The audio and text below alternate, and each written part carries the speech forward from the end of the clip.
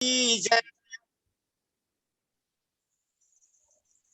जय बोलो श्री अनंत अनंत सिद्ध परमेश्वरी भगवान की जय।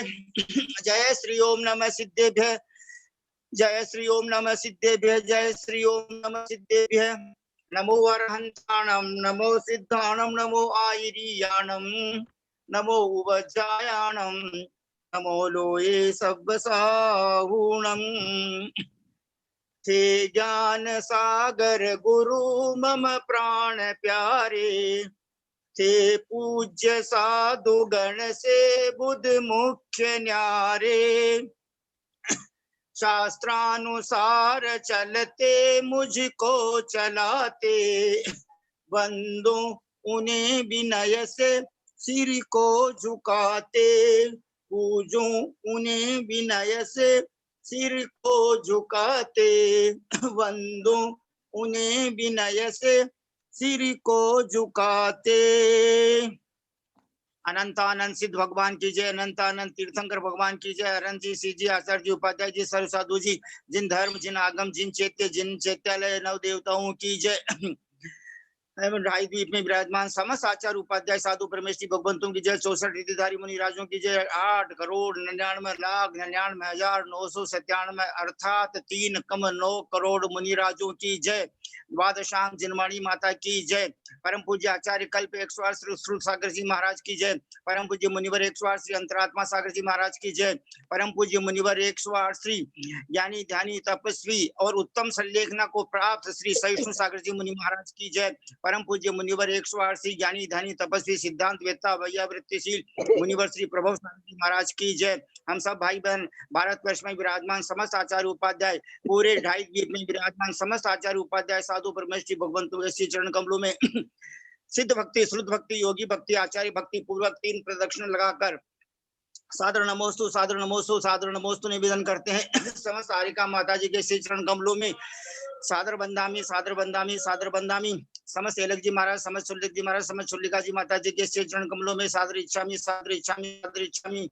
समस्त भैया जी, समस्त दीदी जी के श्री चरण कमलों में सादर वंदना, सादर वंदना, सादर वंदना। परमादरणीय ब्रह्मचारी भैया जी श्रीमान पंकज जी जैन उदासीन आश्रम श्री पारसनाथ में विराजमान के श्री चरण कमलों में सादर वंदना, सादर वंदना, सादर वंदना। प्रत्यक्ष हम सबको बहुत अच्छे अच्छे शुभ आशीर्वाद देने वाले एक शायक सम्यक्त्व का, धर्म वृद्धि का, पाप के क्षय का, आनंद भवतु, दर्शन विशुद्धि भवतु, ऐसे शुभ उत्कृष्ट कोटि के मंगल आशीर्वाद प्रदान करने वाले ब्रह्मचारी भैया जी श्रीमान जैन साहब जी के श्री चरणार बिंदु में हम सब भाई बहन सिद्ध जो है हाथ जोड़कर सिर झुकाकर उनके श्री चरण कमलों में सादर चरण स्पर्श, सादर प्रणाम, सादर पावाडोक, सादर वंदना निवेदन करके उनसे विनम्र प्रार्थना करते हैं कि आप मंगलाचरण प्रारंभ करने की कृपा करें, श्रुत भक्ति, आचार्य भक्ति हमको सुनाने की कृपा करें और हम सबको मंगलाशीर्वाद प्रदान करने की कृपा करें। उनसे पूर्व में आत्मीय सोनू बहन जी सी कोलकाता निवासी से विनम्र प्रार्थना करता हूँ कि प्लीज परम पूज्य गणाचार्य 108 श्री विराग सागर महाराज के संघ से संबंधित संक्षिप्त जानकारी देने की कृपा करें प्लीज। पंडित जी पामाधुक वंचना, भैया जी को वंदना, सभी को सादर जय जिनेन्द्र। विराग सागर जी का चतुर्मास ईटा में हो रहा है, 40 पिच्ची है वहां पे और अपना चौका चल रहा है। गुड्डी दीदी खाना आहार वगैरह का सब संभाल रही है। कल 4 आहार हुए थे, परसों 5 आहार हुए थे। चौके वहां ज्यादा नहीं 8-9 ही लग रहे हैं, लेकिन हमें जो चोखा मिला है वो साइज में थोड़ा कम है, 4-5 आहार ही हो सकते हैं। तो और कुछ बड़े चौके के लिए अभी देख रहे हैं, क्योंकि वहां पे बहुत छोटी छोटी गलियां और छोटा छोटा सब है। तो इस तरह से आहारचर्या चल रही है। गंगवाल अंकल भी वहीं गए हुए हैं, परसों उनका फोन आया था कि मैं वहीं पे हूँ। आ गया, वहां से आ गया हूँ। अच्छा, आप आ गए क्या? तो आप थोड़ा बताइए अंकल, आप तो गए हो ना। मैं मीना दीदी से मैंने बात की थी, मतलब फोन लगाया था, बात नहीं हुई, इसके लिए मैं अपने चौके में नहीं पहुंच पाया, लेकिन वहां बहुत अच्छा चल रहा है। कल विराग सागर जी महाराज का आहार देखने में आया मेरे परसों, तो बहुत अच्छा लगा। महाराज जी के आचार्य श्री के दर्शन भी हुए। आचार्य श्री ने मतलब हैदराबाद का नाम लेते उन्होंने बता दिया कि भाई विश्व सागर जी महाराज का वाचना, समरकालीन वाचना जो है, ग्रीष्मकालीन वाचना हैदराबाद में हुई थी, ऐसा वैसा सब बात हुई उनसे। बहुत अच्छा लगा दर्शन करके। बहुत तो मैं अपने सुंदर, चौके में तो नहीं पहुंच पाया। कहाँ बहुत इटावा सुंदर। क्या इटावा? इटावा में तो प्रमुख सागर जी आचार्य है, और अच्छा एटा में एटा, विराट सागर जी है। हाँ हाँ एटा एटा एटा, हाँ ठीक, मतलब भिंड और इटावा के बीच में एटा आता है। हाँ हाँ बहुत बहुत सुंदर। हमारे सर जी, आदरणीय सर जी श्रीमान जयचंद जी भाई साहब वहाँ आचार्य प्रमुख सागर महाराज के पास पधारे थे और गणाचार्य विराट सागर महाराज के संग के दर्शन करने आए थे। और मतलब जो है आपका तीव्र पुण्य है कि आपको इतने साधुओं के दर्शन हो गए, तीर्थों के दर्शन हो गए, और हमको प्रत्यक्ष जानकारी मिल गई, क्योंकि हमारे सर जी भाई साहब वहाँ जा करके आए हैं। तो आदरणीय सोनू पंडित जी बहन साहब, जी, मेरा और एक भाग्य हुआ, मेरा आगरा में प्रणम्य सागर जी महाराज का महाराज जी का भी दर्शन हो गया। बहुत सुंदर, बहुत सुंदर, बहुत सुंदर। सत संख्या दी अनुयोग द्वार हमको जो परम आदरणीय ललिता बहन जी साहब पढ़ा रही हैं वो उन्हीं के द्वारा लिखी हुई है। बहुत अच्छा लगा। तो सोनू बहन जी उनसे प्रणम सागर जी महाराज से मैंने बात की इस बारे में, सत्संख्या जी, द्वार के बारे में, मतलब समझ में थोड़ा कमी आ रहा है। बोले ये बहुत मुश्किल ग्रंथ है और सबको धीरे धीरे ही समझ में आएगा, प्रयत्न करते रहिए, ऐसा आशीर्वाद दिया उन्होंने। बहुत सुंदर। उनके श्रीमुखारविंद से निकला कि मुश्किल ग्रंथ को सरल करके समझाने वाले भी अपने को अपने पुण्य से मिल गए। आदरणीय ललिता मैंने बहन उनको बताया ललिता जी कलकत्ता वाले हमको पढ़ा रहे हैं बोल के। बहुत अच्छा है, सुंदर, बहुत अच्छा है बोल के बोले। बहुत सुंदर, बहुत सुंदर। ललिता बहन जी साहब के पास अपने आप ही श्रुत देवता ने क्षोभशम भेज दिया कि अब जब आप इस विषय को पढ़ाना शुरू कर रहे हो तो सारा एक्सप्लेनेशन उनके माइंड में पहले से ही श्रुत देवता ने फिट कर दिया है। मैं आदरणीय सोनू बहन जी आपसे रिक्वेस्ट कर रहा हूँ कि अति शीघ्र ऐसा वहां पर जो है बड़ा हॉल लेने की कृपा करें, चाहे बोलिए वो किराए पर ही लेना पड़े, जिसमें 8-10 साधुओं का, 10, 12, 15 साधुओं का आहार हो सके, क्योंकि हम ग्रुप के सब भाई बहन जो है अति उत्साहित हैं आहार दान देने के लिए। इतनी सारी बातें होने के बाद परम आदरणीय ब्रह्मचारी भैया जी साहब से हम सब भाई बहन हाथ जोड़कर सादर वंदना निवेदन करके उनसे विनम्र प्रार्थना करते हैं कि आप अपने शुभ मंगल वाणी प्रारंभ करने की कृपा करें। परम आदरणीय भैया जी साहब।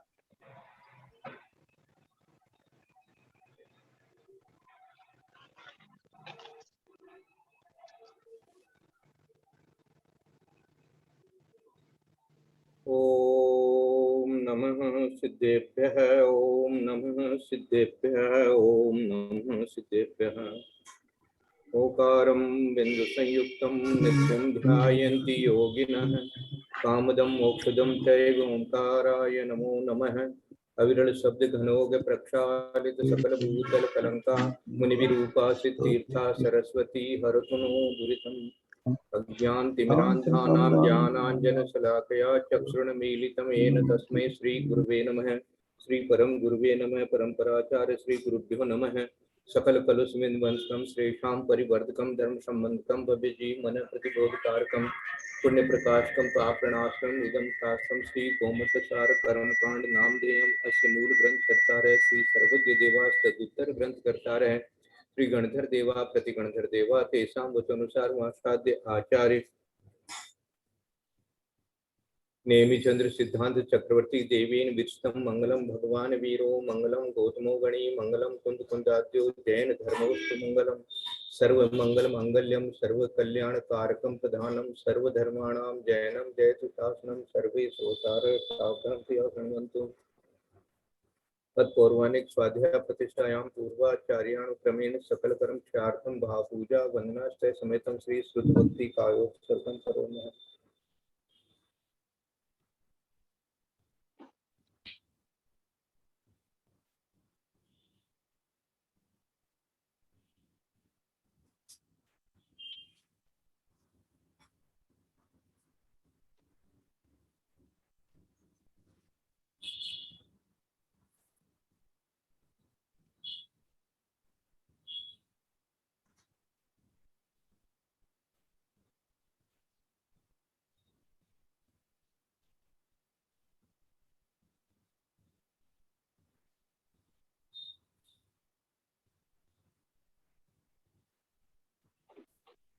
कोटिशतं द्वादशैव कोटि लक्षाणि शीतिस्त्रयधिकानि चैव पञ्चाशदष्टोत्तर सहस्रसङ्ख्यामेतच्छ्रुतं पंचपदं नमः।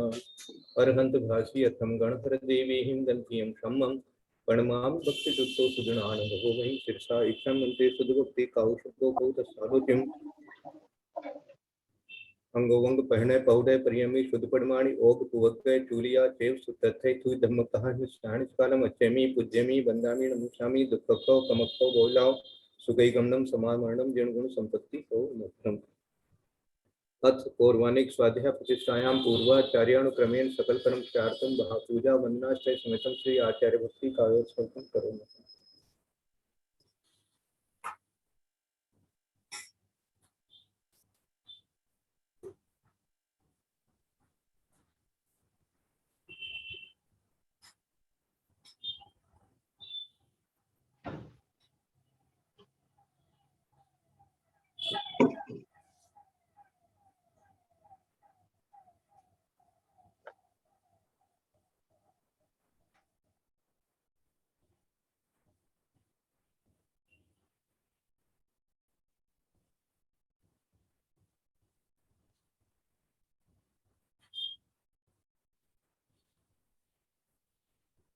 श्रुत जलधि पार के बेश्वर परमत विभावना पटुमति पे सुचरित तपोन दिव्यो नमो गुरुभ्यो गुरुभ्य 36 गुण सम्मते पंच व्याचार करण संदर्शे शिष्टानुच्य कुश्रे धम्मारे सदा वंदे गुरु भक्ति संयमेनिये तरंति संसार सारं घोरं त्रिणति अष्टकं जम्मण मरणं न पाविन्ति ये नित्यं रतमन्त्रं निरता ध्यानाग्निहोत्रा कुलः षट कर्मा विरता तपो धन्दना साधु क्रिया साधु शील प्रावरणा गुण प्रणाति चंद्रार्गति ज्योतिका मोक्ष द्वार कपाट पाटन बटा प्रेणम तुमाम साधु है गुरु है पांतु नित्यम ज्ञान दर्शन नायका चारित्राणम गंभीरा मोक्ष मार्ग प्रवेशा इच्छा मनते आयुर भक्ति का औषधो को तस आलोच्यम सम्मणान सम्मदर्शन सम्मचर्च सुताणम पंचव्याचारणम आरणम आराज्य सुगुणाणम देश्याणम उज्जाणम तीरण गुण पालन ध्यानम सब्रसाणम प्रयाण कालम अत्यमी पूज्यमी वंदामि नमस्यामि दुखको कमको गोविलाओ सुगई गमनम समानम गणमीय शीर्षाणेमिं गुणरयण विभूषणं महावीरं समत्तरण निलयं पैडिसमुक्तितनं गोच्छम् बोले देवादिदेव नेमिनाथ भगवान की जय देवादिदेव महावीर भगवान की जय बोले आचार्य कुंद कुंद स्वामी महाराज की जय बोले आचार्य नेमिचंद्र सिद्धांत चक्रवर्ती गुरुदेव की जय बोले आचार्य गुरुवर विद्यासागर महाराज की जय बोले आचार्य गुरुवर वर्धमान सागर महाराज की जय बोले कारिका आदिमती माता जी की जय सरस्वती नमस्तुभ्यं वरदे कामरूपिणी विद्यारंभं करिष्यामि सिद्धिर्भवतु मे सदा बोले द्वादशां दिनवाणी माता की जय। हम सब भाई बहन परम आदरणीय भैया जी के श्री चरण कमलों में मंगल आशीर्वाद प्राप्त करने की अभिलाषा से सादर वंदना सादर वंदना सादर वंदना सबको जय जिनेंद्र। वंदना भाई साहब प्रणाम वंदना भाई साहब प्रणाम पंडित जी सादर जय वंदना भाई साहब आदरणीय पंडित भाई साहब वंदना वंदना भाई साहब वंदना सभी सबको सादर जय जिनेंद्र। केसी भाई साहब को वंदना, पंडित जी को प्रणाम, सभी लोगों को प्रणाम, जय जिनेंद्र। वंदना भाई साहब पंडित जी को प्रणाम, सभी को जय जिनेंद्र। सबके लिए बहुत बहुत मंगल आशीर्वाद है। पापम क्षयतु दर्शन विशुद्धिर्भवतु धर्म वृद्धिर्भवतु क्षाय क्षमत्व भवतु आनंद भवतु। आज मंगलाचरण करके और जो अपने को ताड़पत्र में लिखा सूत्र मिल रहा है उसको अपन पढ़ेंगे, जिसके माध्यम से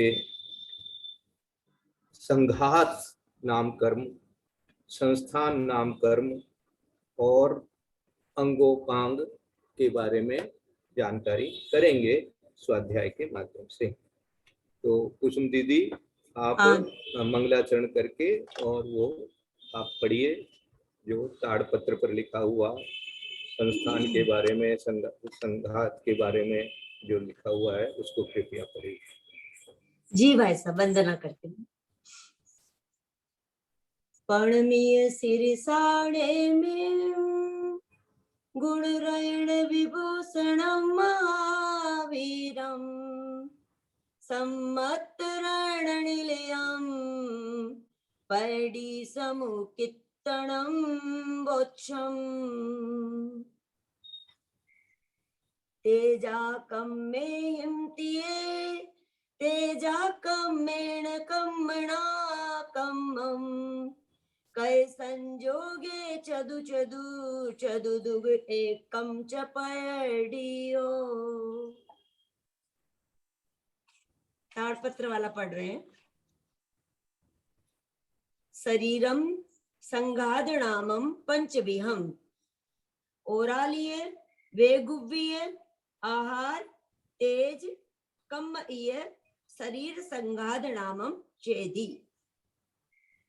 शरीर संठान नाम कम्मम छव्वीहम समचौर संठान नामम नगोद परिमंडल सादीय कुज वामन हुंड शरीर संठानम चेदी। शरीर अंगो वंगम नामम तिविहम ओरालिय बेगुव्य आहार शरीर अंगो वंग नामम चेदी। हिंदी भी पढ़ दीजिए। हाँ, शरीर संघात नामकरम 5 प्रकार का है।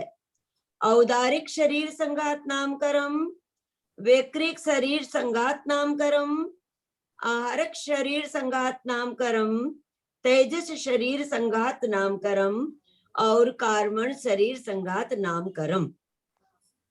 शरीर संस्थान नामकरम 6 प्रकार का है। समचतुरस्र संस्थान नामकरम, नगरोध परिमंडल संस्थान नामकरम, स्वाति संस्थान नामकरम, उपजक संस्थान नामकरम, वामन संस्थान नामकरम और हुंडक संस्थान नामकरम। शरीर अंगोपांग नामकरम 3 प्रकार का है। औदारिक शरीर अंगोपांग नामकरम, वैक्रिक शरीर अंगोपांग नामकरम और आहारिक शरीर अंगोपांग नामकरम। बहुत अच्छा। अब यहाँ पर अपने को शरीर संघात नाम कर्म के बारे में मिला।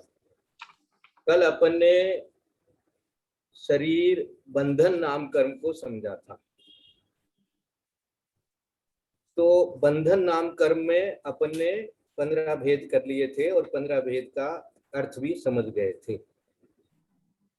उसमें जो एक विशेष बात थी कि भाई तेजस से तेजस कैसे बना या आरक से आरक कैसे बना, तो ये जो एक बात आई थी कि भाई वो अंतर मुहूर्त में ही उसकी पूरी हो जाती है अवस्था, तो इसलिए उसके बाद वो दूसरा बना करके पहले वाला विलीन हो जाता है। लेकिन अंतर मुहूर्त में एक से ज्यादा भी एक साथ रह सकते हैं, ऐसा भी अपन सोच सकते हैं, क्योंकि अंतर मुहूर्त तो अपने को 48 मिनट तक का मिलता है।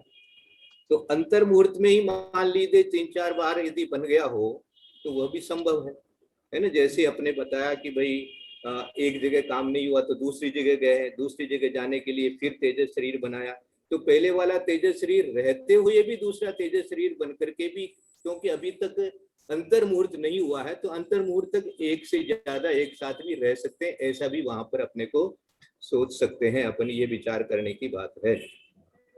तो अंतर मुहूर्त में चला जाएगा, ये तो बात ठीक है, इसमें तो कोई संदेह नहीं है।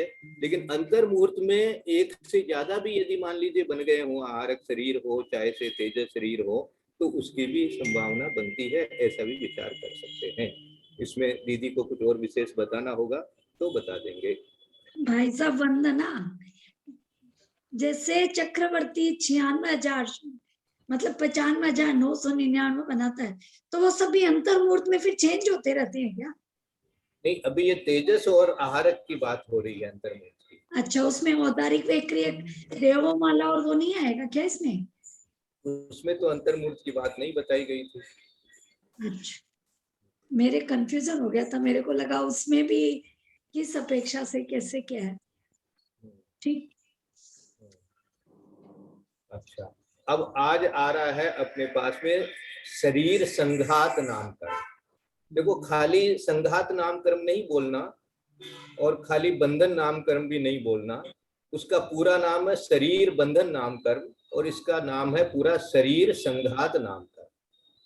अब जितने शरीर है उतने ही संघात नाम कर्म हो जाएंगे, है ना। तो जैसे शरीर संघात नाम कर्म के कितने भेद बन जाएंगे? 5 भेद बन जाएंगे, क्योंकि 5 शरीर है। तो क्या क्या नाम हो जाएंगे? औदारिक शरीर संघात नाम कर्म, वैक्रियक शरीर संघात नाम कर्म, आहारक शरीर संघात नाम कर्म, तेजस शरीर संघात नाम कर्म, और कारमान शरीर संघात नाम कर्म। ये संघात नाम कर्म के बारे में हो गया। अब संघात किसे कहते हैं और बंधन में और संघात में क्या अंतर है, ये 2 बात अपने को यहाँ आज विशेष रूप से सीखनी है ना। इसके बाद में अपन संस्थान के बारे में विचार करेंगे। संस्थान 6 प्रकार के होते हैं, वो आगे पढ़ेंगे। पहले संघात के बारे में समझ ले में, और बंधन में और संघात में क्या अंतर है ये भी समझ लेंगे, है ना। क्योंकि दोनों एक जैसे ही लगता है। बंधन हो गया माने आपस में बंधे हुए हैं, और संघात माने आपस में मिले हुए हैं। हाँ, एक में बंधे हुए हैं मैं कह रहे हैं, एक में मिले हुए कह रहे हैं। तो इनका क्या उदाहरण बनता है, क्या इसको समझना, और ये शरीर की अवस्थाएं हमारी कैसी हो रखी है, बंधन की अपेक्षा से क्या समझना, संघात की अपेक्षा से कैसे समझना, तो मैं आपको बताता हूं कि जिसके उदय से औदारिक आदि शरीरों के प्रदेशों का परस्पर छिद्र रहित एक क्षेत्रावगाह रूप एकत्व प्राप्त हो, उसे संघात नाम कर्म कहते हैं। यहाँ पर एक विशेष शब्द जो ध्यान देने का है वो है छिद्र से रहित। छिद्र रहित मानी जैसे बंधन में और संघात में अब यही अंतर रहेगा कि बंधन में तो अभी छिद्र रहित की बात नहीं हुई, संघात में छिद्र रहित की बात हो गई। अब इनका अंतर और जो लिखा हुआ है वो मैं आपको पढ़ के सुनाता हूं, उससे विचार करिएगा। औदारिक आदि शरीर के पुद्गल स्कंधों का परस्पर संश्लेष संबंध शरीर बंधन नाम कर्म का कार्य है। परस्पर संश्लेष संबंध शरीर बंधन नाम कर्म का कार्य है। यदि शरीर बंधन नाम कर्म न हो तो यह शरीर बालू निर्मित पुरुष शरीर जैसा हो जाए। ये हो गई बात किसकी? बंधन की। अब औदारिक आदि शरीर के परमाणुओं का परस्पर में छिद्र रहित प्रवेशानुप्रवेश, छिद्र रहित प्रवेशानुप्रवेश, छिद्र रहित प्रवेशानुप्रवेश लेकर एक रूपता लाना संघात नाम कर्म का कार्य है। यदि संघात नाम कर्म न हो तो शरीर तिल के लड्डू के समान ही रहे, तिल के लड्डू के समान ही रहे। आप लोग इसको अच्छी तरह समझ सकेंगे। बंधन नाम कर्म के उदय से एक रूप बंधन से बंधे हुए, फिर से पढ़ रहा हूं, बंधन नाम कर्म के उदय से एक रूप बंधन से बंधे हुए औदारिक आदि परमाणुओं का जिस कर्म के उदय से औदार्य चिकने रूप से, औदार्य चिकने रूप से एकमेकपना प्राप्त हो जाता है, वह शरीर संघात नाम कर्म है। सार्थः बंधन नाम कर्म के उदय से शरीर परमाणु मिल जाते हैं परंतु तिल के लड्डू के समान छिद्र सहित रहते हैं। संघात के उदय से वे ही परमाणु चिकने आटे के लड्डू के समान सर्वत्र छिद्र रहित एकमेक हो जाते हैं। ये थोड़ा सा अब मैंने इसमें से जो लिखा है उसको पहले अक्षर से पढ़ा है। अब इसको आप लोगों को कुछ कितना समझ में आया, कितना समझ में नहीं आया। एक को कहेंगे बंधन, है ना, और एक को कहेंगे संघात। संघात हो जाए तो एकमेक हो जाते हैं। कैसे? जैसे छिद्र रहित। अब आपस में छिद्र रहित रहेंगे, माने एक दूसरे से मिले हुए तो पहले भी थे, है ना। जैसे अपने कोई मोती के जो मणिये हैं उनको अपन ने रख दिया तो वो मिले, एक दूसरे से सटे हुए हैं, वहां तक तो वो मिले हुए, वो हो गया बंधन। और उसके बाद में उनको वो आपस में एक मेक हो गए, माने अब एक से दूसरा, जैसे सोने के जो होते हैं ना, तो या झलाई करके आपस में मिला देते हैं तो वो एक मेक हो जाएंगे। तो इस तरह से झलाई किया हुआ हो तो वो तो छिद्र रहित हो गया। वो झलाई नहीं किया हुआ, एक के बाद एक के बाद एक के बाद रखा हुआ हो, तो वो हो गया बंधन। इस प्रकार से ऐसा विचार भी अपन लगा सकते हैं। यहाँ तिल के लड्डू की, और फिर तिल के लड्डू में क्या, वो दूसरा उदाहरण क्या दिया, छिद्र रहित हो जाए, तिल के लड्डू के समान छिद्र सहित रहते हैं, और संघात के उदय से वे ही परमाणु। भैया किस पेज से पढ़ रहे हैं आप? मिल नहीं रहा जो आप पढ़ रहे हैं। हाँ, मैं आपको नहीं मिलेगा, वो नहीं मिलेगा। मैं दूसरे ग्रंथ से पढ़ रहा हूँ, इसमें से नहीं पढ़ रहा, इसमें से नहीं पढ़ रहा था, मैं दूसरे ग्रंथ से पढ़ रहा था, है ना।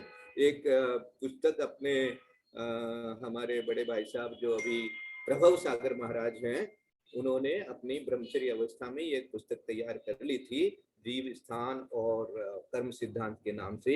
उसमें इस प्रकार का वर्णन छोटा छोटा छोटा छोटा सबके लिए समझाया हुआ लिखा हुआ है। वो पुस्तक बहुत काम की है। उसी पुस्तक पर और भी काम हो रहा है। उसमें जो हमारे भाव वगैरह है उसके बारे में भी और अलग से बताया जाएगा, और इस तरह से इसके अंदर में बहुत सारा चीज जो है और चल रहा है काम। कृपया से एक बार फिर पढ़ दी, मैं पेज पलटती ढूंढती रह गई, इसमें मैंने आपका ध्यान से नहीं सुना। एक बार प्लीज और दोबारा से पढ़ दीजिए इसे। हाँ, सुनिए, अब ध्यान से सब लोग सुनिए, वापस सुनिए। जिन्होंने सुना है उनको भी दोबारा सुनेंगे तो उनके और क्लियर हो जाएगा। अभी संघात किसको कहेंगे, पहले ये समझाना चाहते हैं। संघात के 5 भेद हैं, जैसे शरीर के 5 भेद, बंधन के भी 5 भेद, और संघात के भी 5 भेद। ठीक है, तो संघात किसे कहेंगे कि जिसके उदय से औदारिक शरीरों के प्रदेशों का परस्पर छिद्र रहित एक क्षेत्रावगाह रूप एकत्व प्राप्त हो, उसे संघात नाम कर्म कहते हैं। ये भी उपयुक्त 5 प्रकार के होंगे। संघात भी 5 प्रकार के, माने वो भी पांचों ही शरीरों में आपस में मिलने का जो कर्म है वो संघात नाम कर्म है। उनमें जो प्रकट होगा किसमें, उस शरीर में आपस में मिले रहने का, प्रदेशों का आपस में मिले रहने का जो कार्य करता है वो एक संघात नाम कर्म का काम है। उस संघात नाम कर्म के कारण से होता है। अब बंधन नाम कर्म क्या करता है, संघात नाम कर्म क्या करता है, इसको अच्छी तरह से समझना। क्योंकि बंधन आपने जब बता दिया था तो बंधन से ही तो हमारा काम हो गया, आपस में बंधे हुए हैं। अब संघात विशेष करके और अलग से क्यों बता रहे हैं, उसकी क्या विशेषता है, उसकी भी कोई कर्म है, उसका भी कोई कारण है, तो दोनों में क्या अंतर है। अब ध्यान से सुनो। औदारिक आदि शरीर के पुद्गल स्कंधों का, पुद्गल परमाणु की जगह स्कंद इसलिए दिया कि परमाणुओं के ढेर को स्कंद कहते हैं, तो पुद्गल स्कंधों का परस्पर संश्लेष संबंध शरीर बंधन नाम कर्म का कार्य है। संश्लेष संबंध मानी वो एक दूसरे से मिल जाना, ये किसका काम है, ये बंधन का काम है। शरीर बंधन नाम कर्म का कार्य है। यदि शरीर बंधन नाम कर्म न हो तो ये शरीर बालू निर्मित पुरुष शरीर जैसा हो जाए। माने जैसे कोई बालू का ढेर है, बालू का ढेर है तो वो तो आपस में कण मिले हुए नहीं है, एकदम अलग अलग है। इस प्रकार से तो यदि शरीर बंधन नाम कर्म न हो तो ये शरीर बालू निर्मित पुरुष शरीर जैसा हो जाए, ये हो गया बंधन नाम कर्म का काम। औदारिक आदि शरीर के परमाणुओं का परस्पर में छिद्र रहित प्रवेशानुप्रवेश लेकर एक रूपता लाना संघात नाम कर्म का कार्य है। एक रूपता मानी आप देखोगे शरीर में तो सारा शरीर एक रूप दिखेगा।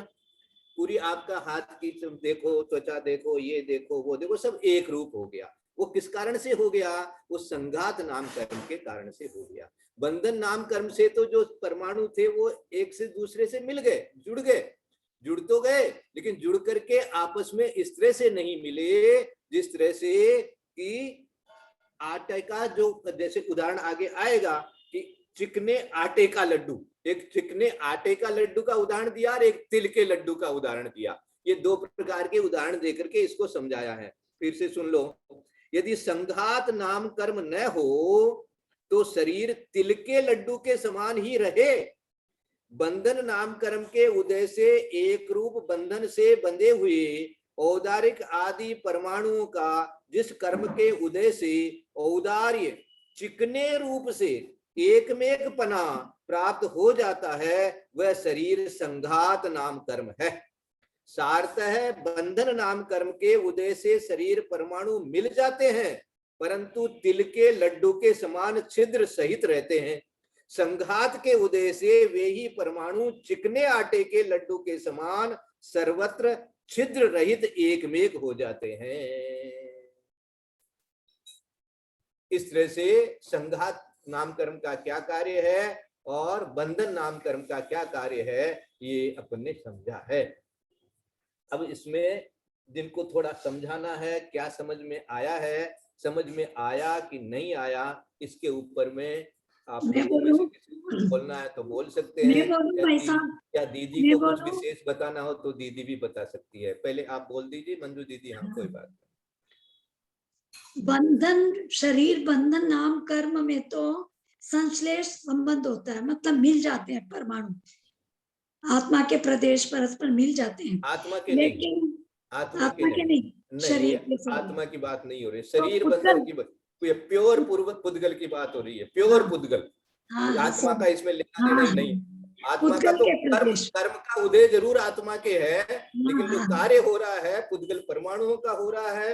बंधन होना, संघात होना, ये पुद्गल परमाणु या पुद्गल स्कंधों की अपेक्षा से ही कथन। उससे तो वो पुद्गल स्कंध परस्पर मिलते हैं, लेकिन वो वैसे हो जाते हैं जैसे बालू का अगर कोई पुतला है, मनुष्य शरीर बनाए तो वो जैसे मिला हुआ नहीं रहता है, वैसा संबंधी होता है उससे। तो इससे मतलब बंधन से तो बंधन नाम कर्म से, और संघात नाम कर्म से वो जो प्रदेश पुद्गल के प्रदेश है वो छिद्र रहित एक क्षत्रावगाही रूप हो जाते हैं। प्रदेशानुप्रदेश मतलब एक रूपता को प्राप्त हो जाते हैं। तो वो तिल के लड्डू की तरह नहीं होते हैं, बल्कि उसमें स्निग्धता आ जाती है, तो चिकने आटे के लड्डू के समान परस्पर एक क्षेत्रावगाही हो जाते हैं।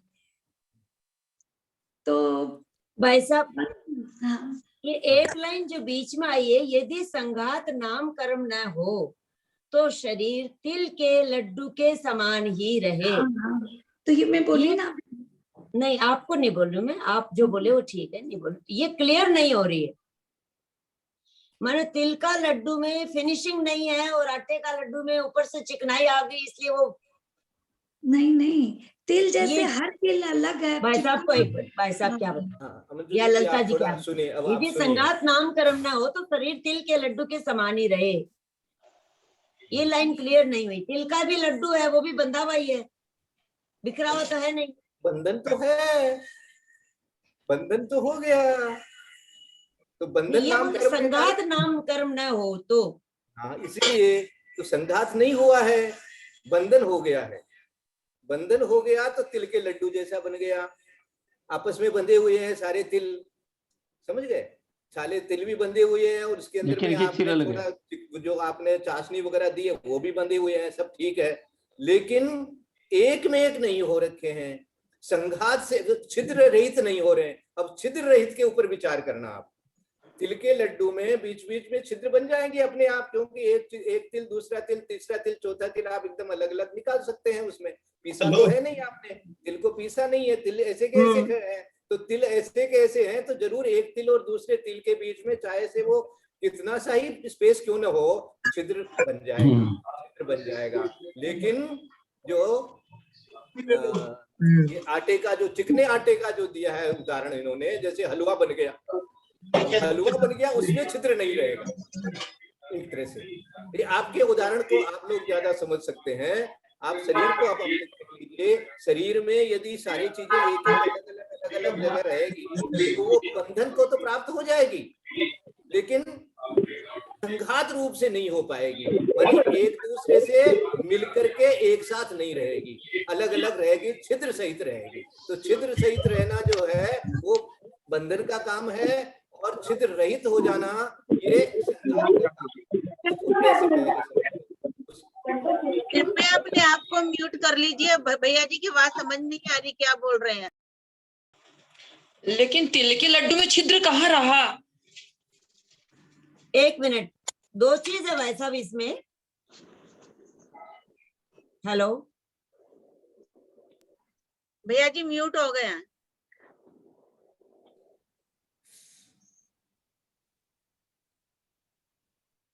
जिसको पूछना है वो क्वेश्चन करिए, भैया जी सुन रहे हैं, फिर वो जवाब दे देंगे। 2 लाइन क्लियर करानी थी कि एक तो है कि यदि संघात नाम कर्म न हो तो शरीर तिल के लड्डू के समान ही रहे, और लास्ट में है कि संघात के उदय से भैया ठीक है चिकने लड्डू के समान एकदम चित्र एक में हो जाते हैं, यानी फिनिशिंग हो जाती है, मतलब संघात एक में कर देता है एकदम। एक को हलवा समझ लीजिए ना, हाँ, और एक को तिल का लड्डू समझ लीजिए आप। तिल का लड्डू भी बंधा हुआ तो है ना? हाँ। तिल का लड्डू भी बंधा हुआ तो है, लेकिन छिद्र। इसको ऐसे ले सकते हैं क्या हम लोग गोंद का लड्डू बनाते हैं? भैया जी वंदना, एक मिनट, इसको ऐसा कह सकते हैं क्या कि बंधन नाम कर्म से साबित तिल का लड्डू बन गया और संगात नाम कर्म से किसी भी तिल का लड्डू बन गया?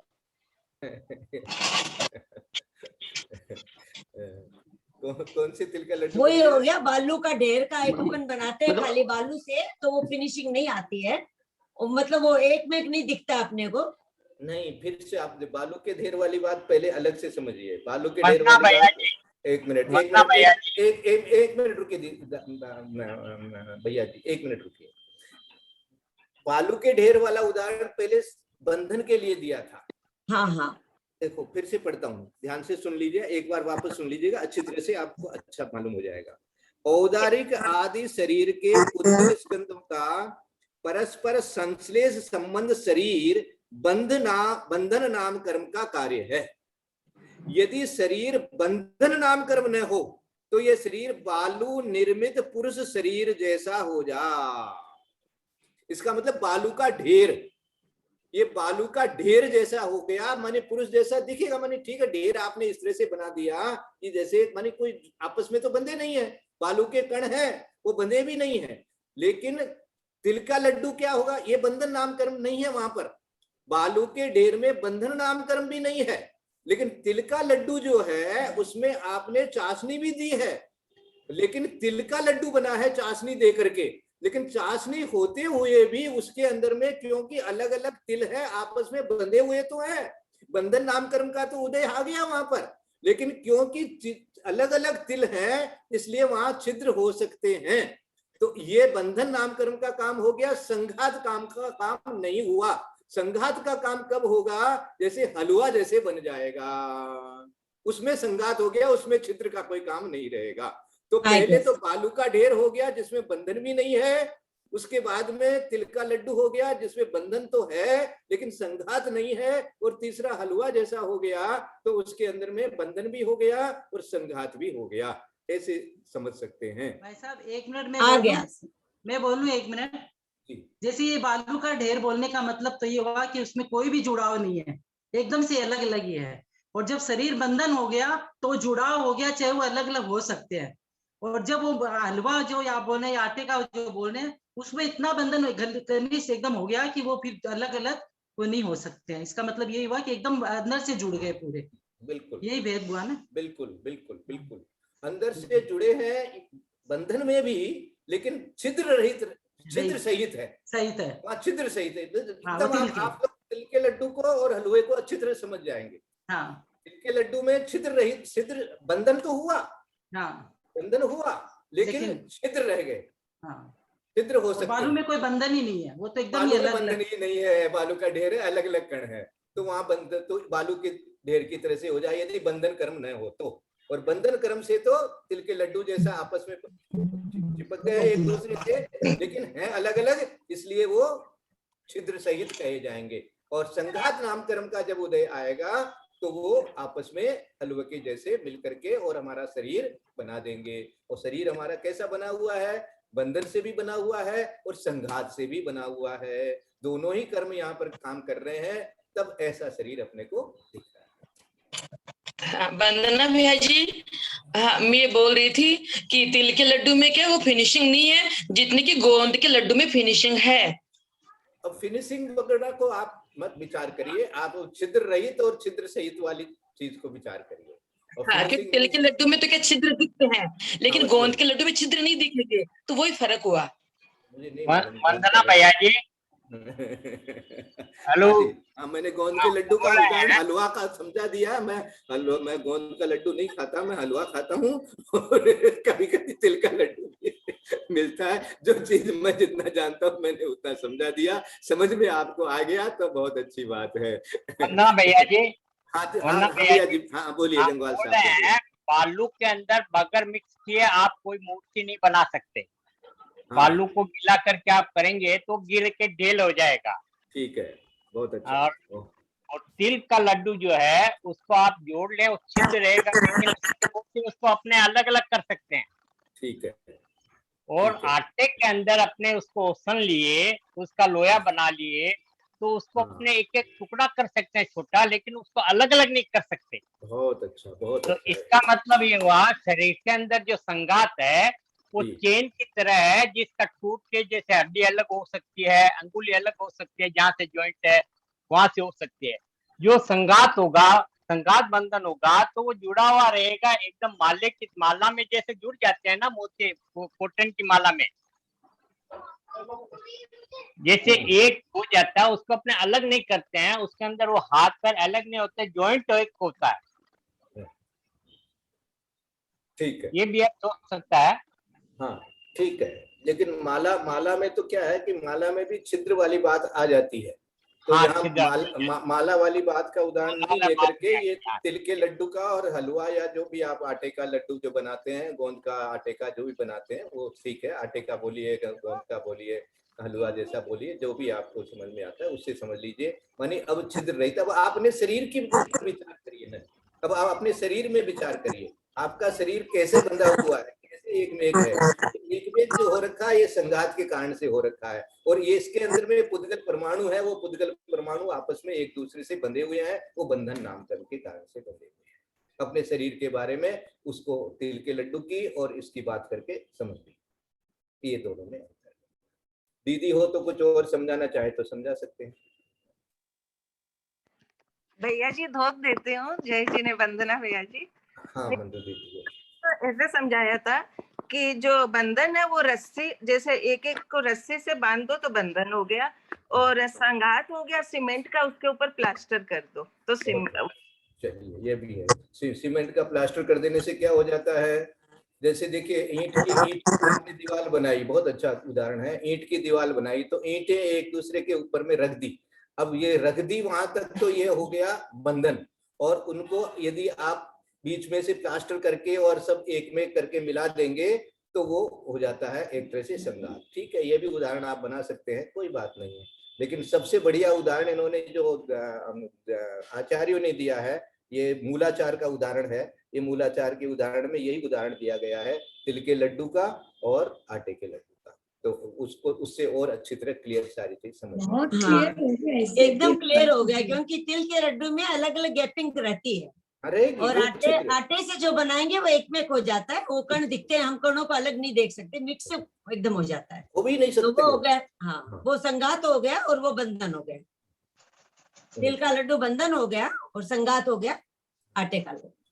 और यदि बालू का जैसे पड़ा रहेगा ढेर तो वो वहां बंधन भी नहीं है, वहां बंधन भी नहीं, वहां बंधन भी नहीं। दीदी आज ज्वाइन नहीं की होगी लगता है, तो थे तो सही, क्या बात हुई आज?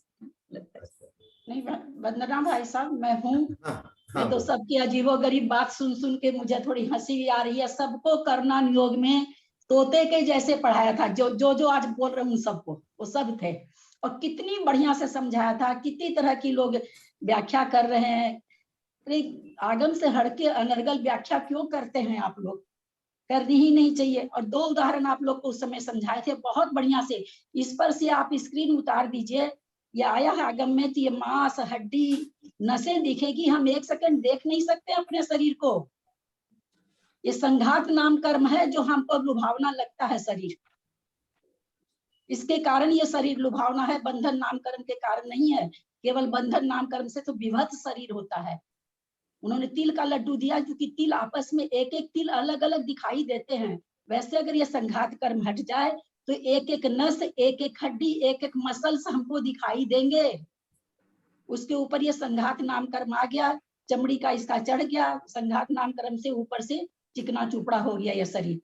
और जिस तरह से बालू की ये भी उदाहरण हमने इन लोग को समझाया था, ये आया है आगम में, बालू का प्लास्टर करके दीवार है, बालू का प्लास्टर हुआ है, एक एक बालू का कण दिखाई दे रहा है, एक एक बालू के बीच में छिद्र दिखाई दे रहे हैं, उस पर जब सीमेंट का प्लास्टर चढ़ा देते हैं वो संघात का नामकरण हो गया। दोनों उदाहरण इन लोग को मैंने बहुत बढ़िया से समझाया था, और जिनको समझाया था वही अनर्गल चीजें बोले जा रहे हैं, क्या क्या क्या क्या क्या क्या क्या क्या बोले जा रहे हैं।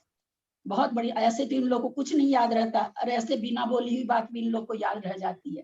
ताजुब की बात तो यह कितनी बढ़िया से सादर समझाया। प्रणाम ललिता दीदी, सादर प्रणाम। जो आपने अभी बताया ना वही बिल्कुल मुझे भी याद है, आपने बताया था, बस मैं भूली नहीं हूँ। बताया था। और आज पूरी क्लास खाली इस बहस में चली गई, हलवा बालू का ढेर, ईट फीट, एकदम यूजलेस टॉक में गई आज पूरी क्लास, एकदम यूजलेस टॉक में। इतना सुबह का समय फालतू नहीं होता भाई साहब। कर्म कांड पढ़ रहे हैं आप, बहुत मोटा ग्रंथ आपने लिया है 1000 गाथा का, ऐसा नहीं होता है। यद्वा तद्वा हम उदाहरण लगा के बोले, ऐसा नहीं आगम में चलता है। और सबको खूब बढ़िया 2 उदाहरण इसमें एकदम फिट बैठते हैं, दोनों उदाहरण आगम से है। और ये तीसरी बात भी आगम से है कि अगर संघात नामकरण न हो तो बंधन नामकरण के शरीर को कोई देख नहीं सकता है, किसी की हिम्मत नहीं है कि वो आंखों से उस शरीर को देखते, ये भी शास्त्र में आया हुआ है। और वही लोग यद्वा तद्वा बोल रहे हैं जो कर्णानुयोग पढ़ चुके हैं, और बिना बात की बात को खींचे जा रहे हैं। इस तरह का स्वाध्याय, इस तरह का स्वाध्याय, एक बंधन नामकरण संघात नामकरण को 10 आदमी 10 तरह से प्रपोज कर करके पूरी क्लास का समय खत्म हो गया। ऐसे कर्म कांड ये होगा भाई साहब, आगे ही नहीं बढ़ेगा। ये तो हर एक शब्द में इसमें तो बहुत शंका आएगी। जो चीज हम बढ़िया से पढ़ चुके हैं, कर चुके हैं, फिर भी पता नहीं हम मेरे समझ में नहीं आता भाई साहब। ये जो तिल के लड्डू का उदाहरण और चिकनाई वाला उदाहरण है, ये गलत है क्या? नहीं, ये उदाहरण तो ठीक, यही 2 उदाहरण समझाया था मैंने आपको, बताया ना। तिल के लड्डू में आपने जो बार आप जो बात पकड़ा रहे हैं लोगों को कि छिद्र दिखाई दे रहे हैं, आप ये बात कई बार बोले, उसको तो पकड़ने की जरूरत ही नहीं, समझ रहे क्या क्या क्या क्या उदाहरण फिट कर रहे हैं, उसमें छिद्र दिखाई। उसी तरह से अगर संघात नामकरण न हो तो हमारे कहीं पर मसल सूचा, कहीं पर हड्डी दिखेगी, कहीं पर नस दिखेगी। वो जिस तरह से तिल के लड्डू में छिद्र दिखते हैं उसी तरह से हमारे शरीर में भी उगड़ खाबड़ दिखेगा, जो कि संघात नामकरण नामक ये चमड़ी जब ऊपर में सज जाती है, जिसको कहा जाए कि बालू की दीवार पर सीमेंट का प्लास्टर। ये तो उदाहरण है ही आगम का, ये तिल का लड्डू और आटे का लड्डू। अपने कर्मकांड जी में भी किसी में आया है शायद, तो या तो कर्नाटका वाली में आया हुआ, कहीं पढ़ा हुआ है मेरा भी। और इसलिए कह दिया भाई ये क्या हो गया, शरीर जब संघात नामकरण हुआ तो जैसे अब आटा का लड्डू एकदम चिकना, आप उसमें से कहीं एक कण ऊपर नीचे नहीं है, बिल्कुल छिद्र नहीं है उसमें। तो उसी तरह से जब शरीर पर चमड़ा चढ़ गया तो इसमें कोई छिद्र नहीं रहा। और उसके पहले अगर चमड़ा उतार देगा पूरा, तो आचार्य कहते हैं बंधन नामकरण के शरीर को आप आंख से नहीं देख सकते हो। वो तो छिद्र समझाने के लिए आपको समझाया गया। तिल का लड्डू, गलती कहाँ हो रही है? गलती तो बहुत है। तो बालू का ढेर आप बोल रहे हैं, वो बहुत गलत बोल रहे हैं। आलू का आप हलवा का उदाहरण दे रहे हैं, वो भी नहीं टिकेगा। हलवा कैसे फल तलता रहता है भाई साहब। बालू की जो बात बताई गई है वो बंधन रहित, जहाँ बंधन यहाँ पर विवेचन ही नहीं आना चाहिए ना भाई साहब। आप कह रहे हैं ठीक, मैं सुन रही हूँ बंधन रहित, उसका यहाँ विवेचन। दूसरी चीज आपने हलवा बोला, हलवा भाई साहब, हलवा का ये कोई आकार नहीं होता। हलवा को आप कटोरी में डाल दो, आकार नहीं, वो अलग बात है, लेकिन मिल तो गया ना। मिलने में वो उदाहरण नहीं आया भाई साहब कहीं भी। आटा का लड्डू का आया है और दीवार के प्लास्टर का आया है, 2 ही उदाहरण आए हैं। आटे का लड्डू हुआ ललवा, इसमें कोई अंतर है क्या? बहुत अंतर भाई साहब। आटे का हलवा का, आटे का जो लड्डू आपने बनाया उसका आपने आकार दे दिया, चाहे इतना बड़ा बनाया चाहे इतना छोटा, वो एक ठोस आकार हो गया। उसी तरह शरीर का ठोस आकार है। हलवा जैसा नहीं कि इधर फैल गया इधर फैल गया, ऐसा नहीं है। हलवा का भी तो आकार है। नहीं, हलवा का आकार नहीं है। वो तो आकार हलवा का अपना आकार नहीं है भाई साहब। प्लेट में डालोगे प्लेट का आकार ले लेगा, कटोरी में डालोगे कटोरी का आकार हो गया ना, आकार हो गया ना। नहीं, उसका अपना आकार मिले हुए तो है ना वो। आप उसको छिद्र रहित केवल कह सकते हैं। जो भी हलवा है वो छिद्र रहित है। छिद्र रहित हो गया ना, तो छिद्र रहित उसको आप कह सकते हैं। छिद्र रहित किस कारण से हुआ? छिद्र रहित वो संघात के कारण से हुआ। हाँ, संघात नामकरण के कारण से। तो संघात नामकरण वहाँ पर छिद्र रहित आप घटा सकते हैं कि छिद्र रहित अगर हमको समझना हो तो कैसे समझे, तो हलवा को समझ। छिद्र, हाँ यही तो कह रहे हैं कि छिद्र रहित होना अर्थात जैसे हलवा जैसे हो गया वहां हाँ, छिद्र रहित हो गया। छिद्र अब रहित वो हो गया। उसको आपका आप लाडू रूप से बनाइए या जो भी है वो तो अलग बात है। आटे के लड्डू का उदाहरण दे दिया तो वो छिद्र रहित हो गया, इसलिए उदाहरण हाँ, दे दिया। हाँ, इसी तरह से इसीलिए तिल आटे का का लड्डू उदाहरण और जो तिल का दिया, लड्डू दो ही उदाहरण आता है इसमें। तिल का उदाहरण जो दिया वो मानी दोनों लड्डू की अपेक्षा से उदाहरण दिया, इसलिए वहां तिल के लड्डू का उदाहरण दे दिया और यहाँ पर इसका दे दिया। और बालू का जो उदाहरण दे रहे हैं कि औदारिक आदि शरीर के पुद्गल स्कंदों का परस्पर संश्लेष संबंध शरीर बंधन नामकर्म का कार्य है। यदि शरीर बंधन नामकर्म न हो तो ये शरीर बालू निर्मित पुरुष शरीर जैसा हो जाए। ये है ना लिखा हुआ? हाँ, क्या बोले बाद की लाइन बोलिए। यदि शरीर बंधन नाम कर्म न हो, यदि हाँ। शरीर बंधन नाम कर्म न हो तो यह शरीर बालू निर्मित पुरुष शरीर जैसा हो जाए। हाँ, बालू से निर्मित पुरुष के जैसा हो जाए तो हो गया ना। तो इसका मतलब कि बंधन नाम कर्म का क्या काम है? बालू को बांध लिया है, बालू को बांध लिया माने तिल के जैसा लड्डू कर तिल दिया। के जैसा लड्डू हो गया, वही बात है। तो यदि बंधन नाम कर्म न हो तो बालू जैसा रह जाएगा। हाँ, अब अंग प्रत्यंग सब अलग अलग पड़े रहेंगे, हड्डी कहीं मसल्स कहीं, हो गया है ना, जो भी चीज है शरीर के अंदर जितनी भी चीज है। गलती कहाँ हो रही है? गलती तो कहीं भी नहीं हो रही है। आपकी जो नाराजी है वो नाराजी मेरे तो समझ में नहीं आई। नहीं, नाराजी नहीं, मतलब बिना आप मतलब तो नाराज हो रहे हैं ना कि हमने टाइम बर्बाद कर दिया, सबने टाइम बर्बाद कर दिया, सब लोग अपने अपने तरीके से कह रहे हैं। ऐसा कुछ नहीं है, नहीं नहीं बिल्कुल नहीं है, ऐसा मत सोचिए आप। बिल्कुल टाइम बर्बाद नहीं हो रहा है और अच्छी तरह से स्वाध्याय हो रहा है। सबको समझने दीजिए, आप भी अपनी तरफ से समझाइए, इसमें कोई बात नहीं है। जो अभी बताया गया वो एकदम शास्त्र से पढ़ करके बताया गया है। समय बिल्कुल